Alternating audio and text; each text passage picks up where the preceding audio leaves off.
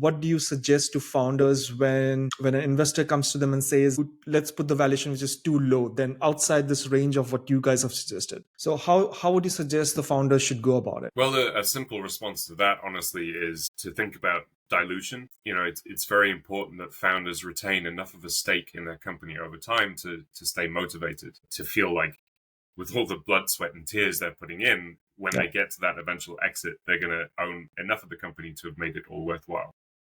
And investors should also appreciate that too. If an investor's pushing back on valuation, it means one of two things. They don't believe in the same value at exit, or they don't understand how much capital it's going to take to get there. They may be underestimating the amount of future dilution you'll need to take. It's a conversation you have to have with openness and with transparency. And good investors will be receptive to that. They care about the long term of the company and about the founders. And this could be a case where, for example, founders are raising on a price round 1 million euros and the investor is pushing for just a 3 million kind of post valuation. So it would be like around 33% dilution, right? And it would be just too much. So if you look at the common parameters of dilution at the very early stages, it could range anywhere between 15 to 25, depending upon different geographies. Absolutely, yeah.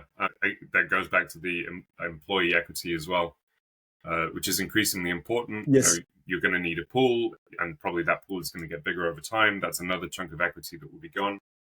But the other thing I would add is, the 15 to 25% is, you're absolutely right. That's the standard.